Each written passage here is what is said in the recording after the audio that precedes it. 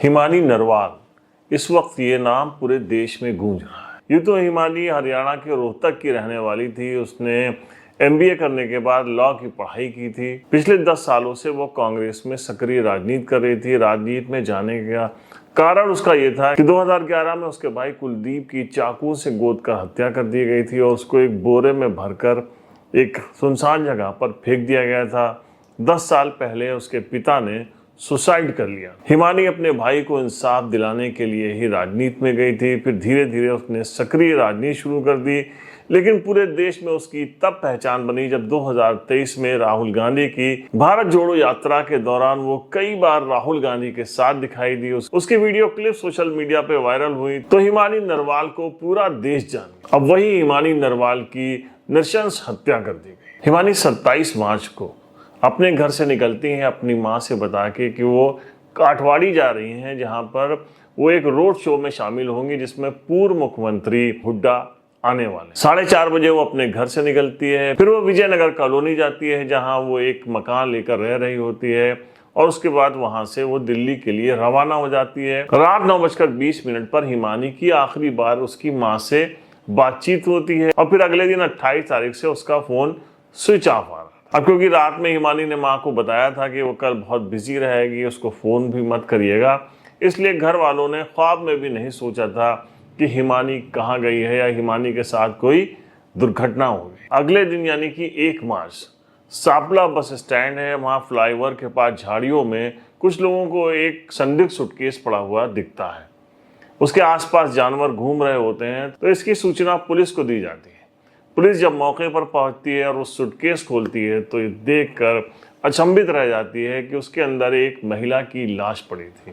पहले तो उसकी शिनाख्त नहीं होती है, इसलिए पुलिस शव को पीएम हाउस यानी कि पोस्टमार्टम हाउस भेज देती है। दोपहर तक पुलिस शव की शिनाख्त कर लेती है। ये शव हिमानी नरवाल का था, जो कि कांग्रेस की एक बहुत पॉपुलर लेडी थी और खासकर हरियाणा में लोग उसको बखूबी जानते थे, अच्छे से जानते थे, क्योंकि वो सभी कांग्रेस के बड़े बड़े नेताओं से मिलती रहती थी और उनके साथ उसका वीडियो या फोटो वो सोशल मीडिया पर पोस्ट करती रहती थी। हिमानी नरवाल का शव मिलते ही हंगामा मच जाता है। कांग्रेस के कई नेता भी मौके पर पहुंचते हैं और हिमानी की मां सविता पोस्टमार्टम हाउस पहुंचती है। विवाद यहीं से खड़ा होता है जब पीएम के बाद मां हिमानी का शव लेने से इनकार कर देती है और वो कहती है कि जब तक मेरी बेटी को इंसाफ नहीं मिलेगा मैं उसका अंतिम संस्कार नहीं करूंगा। पुलिस मिन्नतें करती है, लेकिन जब मां और परिजन नहीं मानते हैं तो उसके बाद हिमानी के शव को पीजीआई के मोर्चरी में प्रिजर्व कर दिया जाता है। अब हम आपको सुनाते हैं हिमानी की मां का बयान। मैं आरोपी के बारे में यही कहना चाहूंगी, अगर है सच है, आरोपी तो मैं बता रही हूँ, हाँ कोई है और अपना ही है,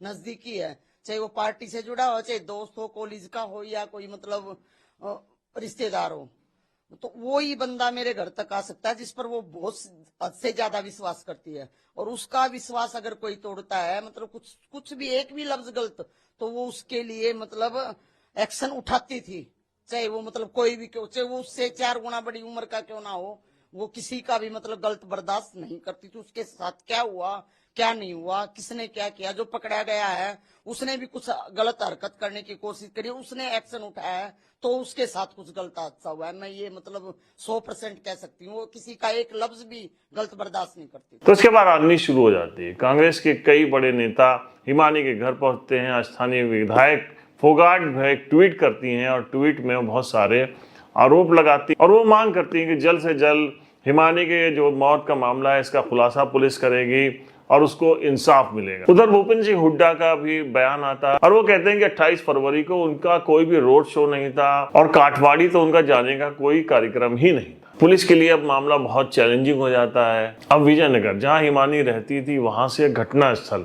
उसका जो पूरा एरिया था, पुलिस जाती है और बहुत सारे मकान दुकानों में लगे सीसीटीवी फुटेज खंगालती है और आखिर उसको एक व्यक्ति दिख जाता है, संदिग्ध दिखता है, जो वो सूटकेस लेकर जा रहा होता है। उसके बाद पुलिस 2 लोगों को हिरासत में लेती है, उनसे लंबी पूछताछ चलती है। उसके बाद पुलिस फिर सचिन नाम के एक युवक को गिरफ्तार करती है और दावा करती है कि हिमानी की हत्या सचिन ने की है। सचिन बहादुरगढ़ के पास एक गांव का रहने वाला है। वो मोबाइल एसेसरीज की दुकान चलाता है। 1 साल पहले सोशल मीडिया के जरिए उसकी जान पहचान होती है हिमानी नरवाल से। फिर ये लोग बहुत करीब आ जाते हैं, 1 साल से ये दोनों रिलेशनशिप में होते हैं।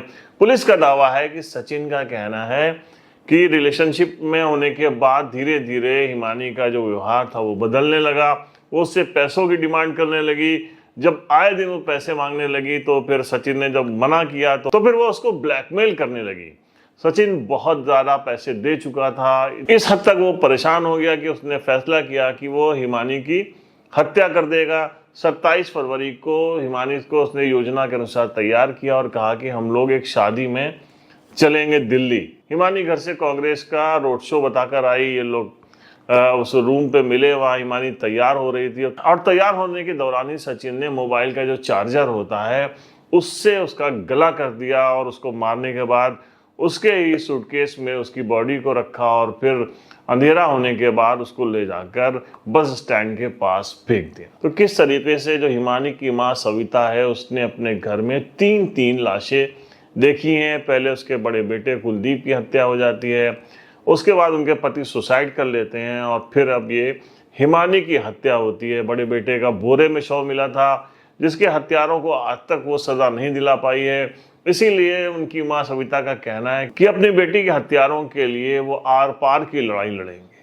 फिलहाल एक कांग्रेस की नेत्री जिसकी अभी उम्र बहुत कम थी, वो बहुत कम उम्र में बहुत ज्यादा तरक्की कर रही थी, बहुत लोग उसको जान गए थे। सविता जो हिमानी की मां है, उनका कहना है कि इसीलिए कांग्रेस के बहुत सारे लीडर उनसे जलते थे।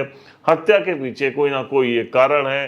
हिमानी की मां अभी ये मानने को तैयार नहीं है कि सचिन उसको ब्लैकमेल करता था और इसलिए उसकी बेटी की हत्या हुई। उसकी मां का कहना है कि मेरी बेटी बहुत ही ईमानदार थी, उसने कभी राजनीति में किसी से कोई पैसा नहीं लिया। वो राजनीति में आगे बढ़ सकती थी लेकिन वो समझौता नहीं करती थी, इसलिए वो आगे नहीं बढ़ी। हकीकत क्या है बहुत जल्दी इसका भी खुलासा होगा क्योंकि पुलिस आगे भी इस मामले की जांच कर रही है। आपका क्या कहना है इस मामले में कमेंट बॉक्स में लिखना मत भूलिएगा। हम मिलते हैं नेक्स्ट एपिसोड में एक नई क्राइम स्टोरी के साथ। तब तक के लिए जय हिंद।